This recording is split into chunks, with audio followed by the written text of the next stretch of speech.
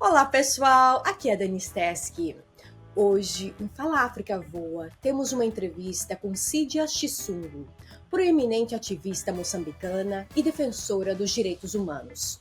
Vamos falar sobre questões críticas relacionadas ao direito, ao protesto e à liberdade de expressão em Moçambique, considerando os desafios recentes enfrentados pelo país, como a violência no norte e a repressão das forças de segurança em relação aos protestos pacíficos. Cidia Chisungu é conhecida por liderar movimentos e campanhas pelos direitos humanos, incluindo a fundação do movimento ativista Moçambique e seu envolvimento no movimento pan-africano Africans Rising pela Justiça, Paz e Dignidade. Cidia, seja bem-vinda. Muito obrigada pelo convite. É um prazer poder estar aqui, falar um pouco sobre questões que me interessam muito, que é o direito ao protesto, à manifestação, se formos muito ah, precisos.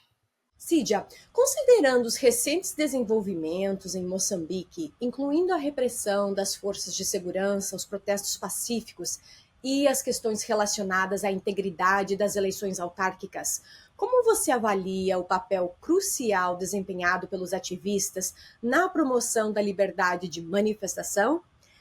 Além disso, como a sociedade civil está respondendo aos desafios relacionados à integridade do processo eleitoral e à defesa dos direitos civis e da participação cívica no país? Desde o início do processo eleitoral, nós temos visto uma sociedade civil muito bem estruturada para poder ajudar a trazer a transparência e a tal justiça que sempre se fala em processos eleitorais. Nós vimos que existem plataformas que foram estabelecidas, inclusive para ajudar na contagem paralela, já conhecendo como é que geralmente acontecem todas as violações da lei eleitoral durante o período eleitoral. Eu posso dizer que a sociedade civil desta vez esteve preparada, incluindo os próprios partidos políticos.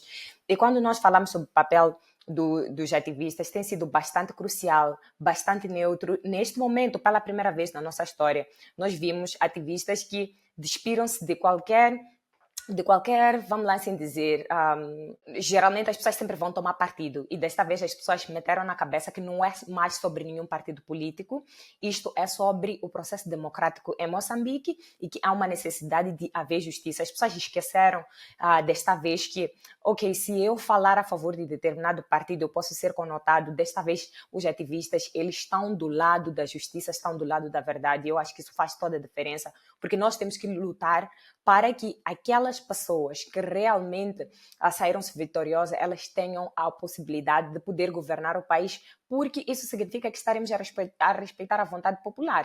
Significa que nós estaremos a reconhecer que o jogo democrático ele só funciona e é possível quando as pessoas têm a verdadeira liberdade de poder escolher e a sua escolha possa realmente se ver refletida no seu dia a dia. Então, eu posso dizer que eu avalio com bons olhos o trabalho que a sociedade civil esteve a fazer, inclusive para também denunciar as violações, porque esta geralmente é uma questão que muitas vezes fica ultrapassada. Nós dizemos que houve um erro, mas não conseguimos identificar onde exatamente. E desta vez existem números, existem dados, existem evidências que demonstram que, de fato, houve muita irregularidade no processo eleitoral. Agora, Cidia, a maturidade dos ativistas te surpreendeu ou isso você já previa que iria acontecer devido à longa jornada de ativismo aí em Moçambique?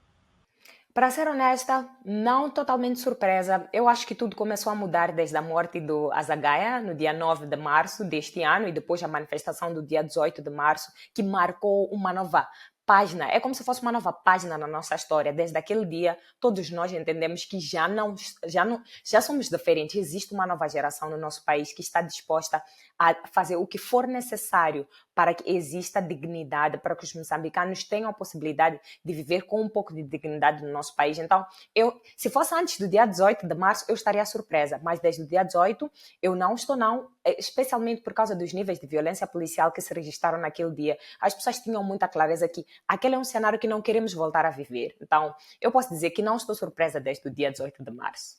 Uhum. Agora, o cenário de segurança em Moçambique, especialmente na região de Cabo Delgado, tem sido volátil devido aos ataques do grupo Al-Shabaab. Como essa instabilidade afeta o direito ao protesto e a liberdade de expressão em Moçambique? Quais são os principais desafios enfrentados pelos ativistas nesse contexto?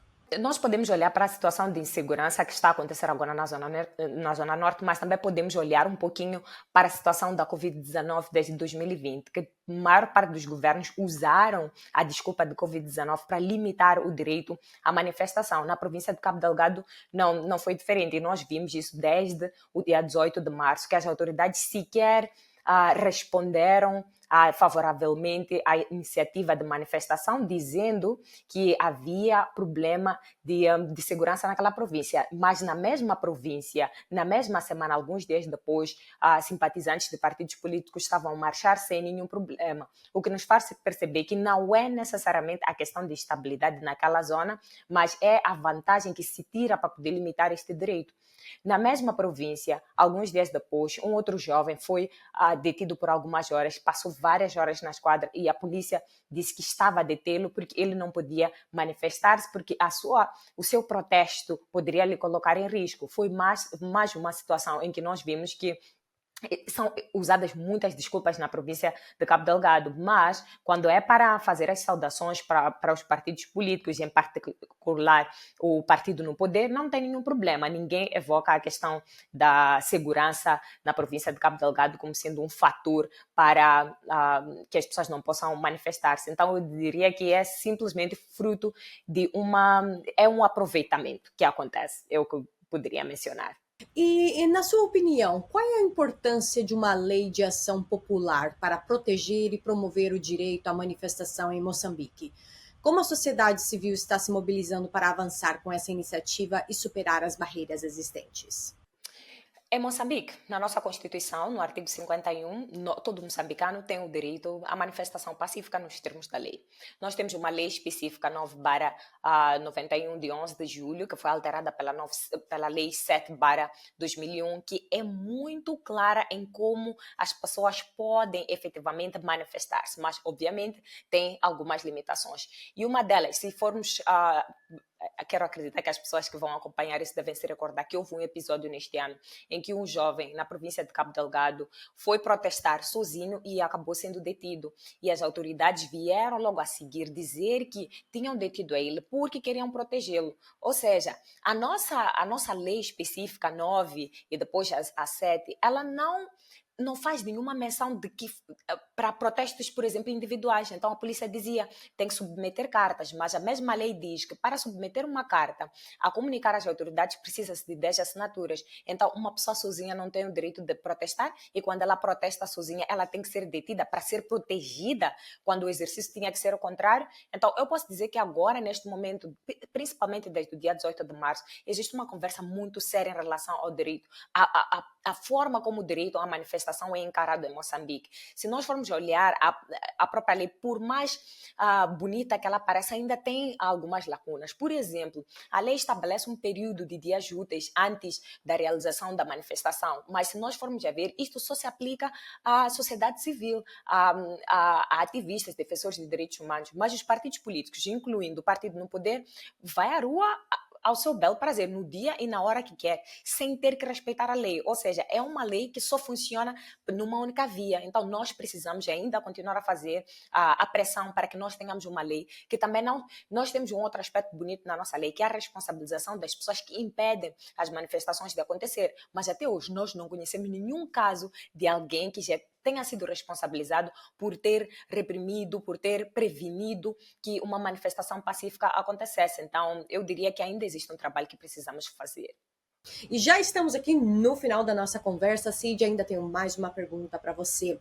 Dada a sua experiência como ativista e líder de movimentos pelos direitos humanos em Moçambique, quais são as principais mensagens que você gostaria de transmitir à comunidade internacional e aos parceiros internacionais que estão apoiando esforços para melhorar a situação dos direitos civis e da liberdade de expressão no país? Eu diria que É preciso nós sermos muito diretos em relação às irregularidades e às violações que estão a acontecer em Moçambique. Nós temos visto algumas embaixadas, por exemplo, a tentarem dizer alguma coisa. Temos visto um silêncio de outras organizações que nós acreditamos que teriam alguma coisa séria a poder dizer. Existem várias outras organizações que, quando acontece alguma coisa como golpe de Estado no West África, vêm e falam: não, tem que se obedecer princípios democráticos. Mas onde é que estas mesmas organizações estão quando regimes como o regime em Moçambique, o regime como em Angola, passam por cima da lei para que um grupo de pessoas se mantenha no poder? Se nós somos de fato pela democracia, nós temos que ser vocais. Eu sei que às vezes, por causa dos interesses que muitos dos outros países e outras organizações têm em países como o nosso, por causa de recursos naturais, para proteger os negócios que têm com o nosso governo, fingem que não estão a ver todas as irregularidades, e quando vão dizer alguma coisa, medem as palavras, mas em outros contextos não conseguem fazer o mesmo exercício. Então eu iria dizer, para evitarmos um pouco a hipocrisia e não termos duas verdades, nós temos apenas uma única verdade e temos que ser bem diretos quando existem situações de violação de direitos humanos. Nós não podemos permitir que governos utilizem o seu próprio povo contra ele mesmo, que utilizem os recursos do Estado para oprimir. Aquelas pessoas que deveriam, por exemplo, proteger as pessoas são as mesmas que causam tanta violência. Nós podemos ver nas últimas manifestações que aconteceram, os manifestantes têm sido sempre, na maior parte das vezes, pacíficos. Quando as pessoas decidem usar violência, é porque esta violência, a maior parte das vezes, ela começa por parte da polícia, que tenta prevenir as pessoas de exercer um direito tão fundamental como sair para a rua e dizer: eu não concordo com isto. Mas algumas pessoas se sentem atacadas por isso, porque gostariam que as outras se submetessem a situações de injustiça. Então eu diria que todos nós temos que dar olhos a países como Moçambique e Angola. Muitas vezes são isolados por causa das barreiras com a língua portuguesa, mas nós precisamos de dar atenção a estes países e temos que continuar a expor, a denunciar e a exigir que estes governos sejam um pouco mais justos com o seu próprio povo. Cidia Chisungu, foi um prazer tê-la aqui no Fala África Voa. Você é uma voz inspiradora na luta pelos direitos humanos e pela liberdade de manifestação em Moçambique. Obrigada por compartilhar percepções valiosas sobre os desafios enfrentados pelos ativistas em um ambiente complexo e em constante evolução. Apesar dos obstáculos, o seu compromisso e de outros defensores dos direitos humanos permanece forte, enquanto trabalham incansavelmente para garantir o respeito ao direito, ao protesto e à amplificação das vozes da população. A discussão em torno da possível criação de uma lei de ação popular oferece esperança para um futuro em que os cidadãos possam se envolver mais ativamente na democracia moçambicana. Esperamos que esta entrevista aumente a conscientização sobre questões críticas em Moçambique. Muito obrigada pelas palavras e obrigada pelo convite. Eu acho que é sempre importante que nós possamos falar sobre o direito à manifestação, até porque quando nós falamos sobre o direito à manifestação, nós estamos a abrir espaço e portas para que os outros direitos, eles possam ser respeitados. Então, eu agradeço, espero que as pessoas de fato possam aumentar ainda mais a sua consciência em relação à defesa do direito do protesto, não só por si, mas pelas outras gerações. Nós hoje vivemos um presente que é resultado da luta dos que nos antecederam. Então é nossa responsabilidade também garantir que as próximas gerações elas possam realmente poder viver num ambiente em que as suas liberdades, em que os seus direitos são respeitados. Muito obrigada pela oportunidade de partilhar um pouco sobre como eu penso.